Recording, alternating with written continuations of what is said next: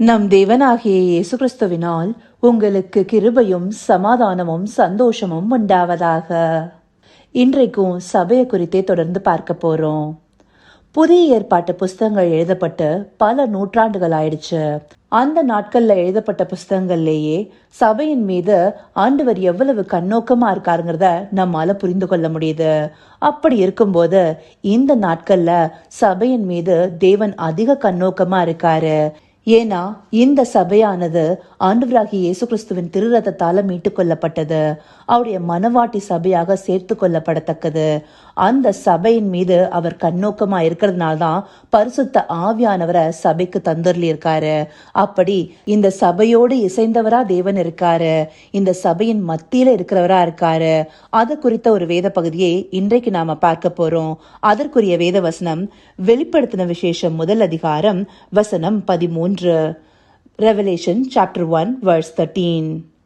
அந்த 7 குத்து விளக்குகளின் மத்தியிலே நிலையங்கி தரித்து மார்பருகே பொற்கச்சை கட்டியிருந்த மனுஷகுமாரனுக்கு ஒப்பானவரையும் கண்டேன். இந்த பகுதி அப்போஸ்தலனாகி யோவான் பத்மோ தீவுல ஆவிக்குள்ளாகி கண்ட ஒரு தரிசனமாக இருக்கு. இந்த வசனத்துல 7 குத்துவிளக்கின் மத்தியில நிலையங்கி தரித்து மார்பருகே பொற்கச்சை கட்டியிருந்த மனுஷகுமாரனுக்கு ஒப்பானவரையும் கண்டேன். அப்போ ஆண்டவராகிய இயேசு கிறிஸ்து 7 குத்துவிளக்குகளின் மத்தியில இருந்தத இங்க அவர் சொல்றாரு. இந்த 7 குத்துவிளக்குகள் என்னது? அத நமக்கு இதே அதிகாரம் 20வது வசனம் காண்பிக்குது. நீ கண்ட 7 குத்துவிளக்குகளும் 7 சபைகளாம். அந்தபடி அந்த 7 குத்துவிளக்குகளும் 7 சபையை குறிக்கிறதாக இருக்கு. அந்த சபை என்னன்னு சொல்லிட்டு அடுத்த 2 அதிகாரங்கள்ல கொடுக்கப்பட்டிருக்கு. அந்த 7 சபைகளானது எபேசு, சிமிர்னா, பெர்கமு, தியத்திரா, சர்தை, பிலதெல்பியா, லவோதிகேயா போன்றவைகளாகும். இந்த 7 சபையுமே ஆசியாவில துர்க்கி என்னும் பகுதியில இருக்கு. டர்க்கின்னு ஆங்கிலத்துல சொல்றோம் இல்லையா, அங்கே காணப்படுது. இந்த 7 சபைகளை ஆண்டவர் நமக்கு திருஷ்டாந்தமாக காண்பிக்கிறாரு. நம்மளுடைய வேதத்தை எடுத்துட்டோம்னா அநேக காரியங்கள் நமக்கு திருஷ்டாந்தமாகவே காண்பிக்கப்படும். பழைய ஏற்பாடு புஸ்தகங்கள்ல சொல்லப்படுற இஸ்ரவேலர்கள் இன்றைக்கு ஆண்டவர் தெரிந்து கொள்ளப்பட்ட பிள்ளைகளுக்கு திருஷ்டாந்தமாக இருக்கிறாங்க இல்லையா. அந்தபடி வேதத்துல அநேக திருஷ்டாந்தங்களை வைத்து தேவன் சில காரியங்களை வெளிப்படுத்துவாரு. அப்படிதான் இங்க கொடுக்கப்பட்டிருக்க 7 சபைகளுமே நம்மையே திருஷ்டாந்தப்படுத்தி காண்பிக்குது. இந்த 7 சபைகளுடைய தன்மைகளையும் வெளிப்படுத்தின விசேஷம் 2வது அதிகாரம் 3வது அதிகாரத்துல ஆண்டவர் தாமே சொல்லி இருக்கிறத நம்ம பார்க்க முடியும். இப்படி நாம எந்தபடியான சபையாக இருக்கிறோம், அதை பார்க்கும்போது நாம எந்தபடியான சபையாக இருக்கோங்கிறத நம்மால நிதானித்து பார்க்க முடியும். இந்த 7 சபைகள்ல 5 சபைய ஆண்டவர் மனம் திரும்பும்படி அழைக்கிறாரு. விசுவாச பிள்ளைகளாகிய நம்ம இடத்துல நாம எல்லா விஷயத்திலும் சரியா இருக்கோங்கிற மனநிலைமை சில நேரங்கள்ல காணப்படும். ஆனா நாமும் மனம் திரும்ப வேண்டிய காரியங்கள் இருக்குங்கிறத இந்த சபைகளுக்கு மூலம் சொல்லப்பட்ட வார்த்தைகள் மூலமா நம்மால அறிந்து கொள்ள முடியும். அதுலயும் முக்கியமா லவோதிகேயா சபைக்கு சொல்லப்பட்ட வார்த்தைகளை போலவே இன்றைக்கு அநேக கிறிஸ்தவ பிள்ளைகள் காணப்படுகிறாங்க. குளிரும் இல்லாம அனலும் இல்லாம ஆண்டவரை பற்றி கொண்ட வாழ்க்கையும் வாழ்ந்து உலக வாழ்க்கையும் வாழ்ற ஒரு தன்மையுடையவர்களாக இருக்காங்க. இப்படியானவர்களாக நாம இருந்தோம்னா தேவனுக்கு பிரியமாக எப்படி இருக்க முடியும்? நாம மனம் திரும்பணும்னு சொல்லி தேவன் அழைக்கிறத இந்த சபைகளுக்கு சொல்கிற எச்சரிப்புல பார்க்க முடியுது. இந்த 7 சபைகள் மூலமா நம்ம எந்தபடியா இருக்கோங்கிறத நாம நிதானிச்சு பார்க்கும்போது பரிசுத்த ஆவியானவர் தாமே நமக்கு வெளிப்படுத்துவாரு. நாம மனம் திரும்ப வேண்டிய காரியங்கள் இருந்தா அதற்கேற்றபடி நாம தேவனிடத்துல திரும்புபவர்களாக அவரிடத்துல நம்மை ஒப்பு கொடுக்கிறவர்களாக மாறணும். நம்முடைய ஆதியின் அன்பிற்கு திரும்பணும். இந்தபடியா நாம இந்த பகுதிகளை வச்சு அநேக காரியங்களை நிதானிச்சு பார்க்க முடியும். சபைக்கு தான் தேவனுடைய அனந்த ஞானமானது வெளிப்படுத்தப்பட்டிருக்கு. அப்படி சபையே தேவனுடைய காரியங்களையும் தேவனுடைய விருப்பத்தையும் புரிந்து கொள்ள முடியலனா வேற யாரால புரிந்து கொள்ள முடியும்? ஆண்டவர் இந்த மனிதனை சிருஷ்டித்த நாள் முதல்ல அவனை எப்படி பாவத்திலிருந்து திருப்பணுங்கிறத நமக்கு அநேகரை கொண்டு வெளிப்படுத்திட்டே இருக்காரு.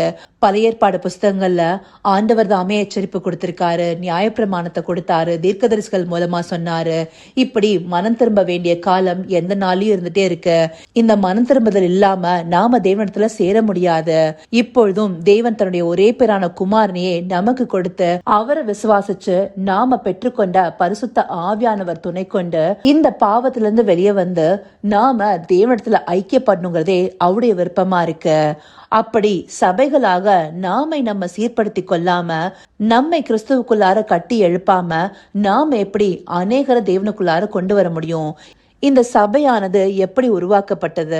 அப்போஸ்தலர்களிடத்துல ஆண்டவராகிய இயேசு கிறிஸ்து மத்தேயு 28வது அதிகாரத்துல ஒன்னு சொல்றாரு இல்லையா? 19வது வசனத்தை பார்த்தோம்னா, நீங்கள் புறப்பட்டு போய் சகல ஜாதிகளையும் சீஷராக்கி பிதா குமாரன் பரிசுத்த ஆவியின் நாமத்தினாலே அவர்களுக்கு ஞானசானம் கொடுத்து, நான் உங்களுக்கு கட்டளையிட்ட யாவையும் அவர்கள் கைக்கொள்ளும்படி அவர்களுக்கு உபதேசம் பண்ணுங்கள். அப்போ இந்தபடியா அப்போஸ்தலர்கள் தங்களுடைய உபதேசத்தை அநேகருக்கு அறிவிச்சு, அவர்கள் மூலமாக இந்த வேத வசனம் அநேகர் மூலமாக பறைசாற்றப்பட்டு நமக்கும் வந்திருக்கு. அப்படி சீஷராகி நாம் எல்லாருமே ஞானஸ்தானம் பெற்று சபைக்குள்ளார சேர்த்து கொள்ளப்பட்டிருக்கிறோம். அப்படிதானே இந்த சபையானது உருவாக்கப்பட்டிருக்கு. இந்தபடியாக நாம சீஷத்துவத்துக்குள்ளார வந்திருக்கோமா? நம்மை சபையாக கட்டி எழுப்புறோமா? இதையெல்லாம் செய்து முடித்தாதான நாம அநேகரை இந்த சீஷத்துவத்துக்குள்ளார கொண்டு வந்து சபைக்குள்ளாக்க முடியும். இந்த காரியத்தை நாம செய்ததற்கு நம்ம முதலாவதாக சிறப்பண்ணுங்கிறதுக்காகவே ஆண்டவர் இந்தப்படியான காரியங்களை நமக்கு காண்பிச்சிருக்காரு. முக்கியமா சபையின் மத்தியில அவர் உலாவுகிறவராக இருக்கிறாரு. அவரை நோக்கி பார்த்து அவரிடத்துல மனம் திரும்பி நாம அநேகரை இந்த சபைக்குள்ளார கூட்டி சேர்க்கணுங்கிறதையே தேவன் நம்மிடத்துல இருந்து எதிர்பார்க்கிறாரு. அந்தப்படி செய்கிற பிள்ளைகளாக நாம மாறுவோமா? அதற்காக கர்த்தரை நோக்கி பார்க்கலாம். கர்த்தாவே, தேவாதி தேவனே, உமக்கே இந்த வேலை நன்றி செலுத்துகிறோம் ராஜா. அப்பா, 7 குத்து விளக்குகளின் மத்தியில உலாவுகிற தேவனே, இந்த 7 குத்து விளக்குகளும் 7 சபைகளை குறிக்கிறதாகவும் அந்த சபைகள் எங்களை நீங்க திருஷ்டாந்தப்படுத்தி வைத்திருக்கிறதாகவும் உடைய வேத வார்த்தைகள் காண்பிக்கிறது தகப்பனே. இந்த சபையின் காரியங்களை நாங்கள் அறிந்து கொண்டு நாங்க மனம் திரும்ப வேண்டிய காரியங்கள் எதெல்லாம் இருக்கோ அதில் எல்லாம் மனம் திரும்பும்படியாக எங்களுக்கு ஒரு மனமாற்றத்தை கொடுங்க தகப்பனே.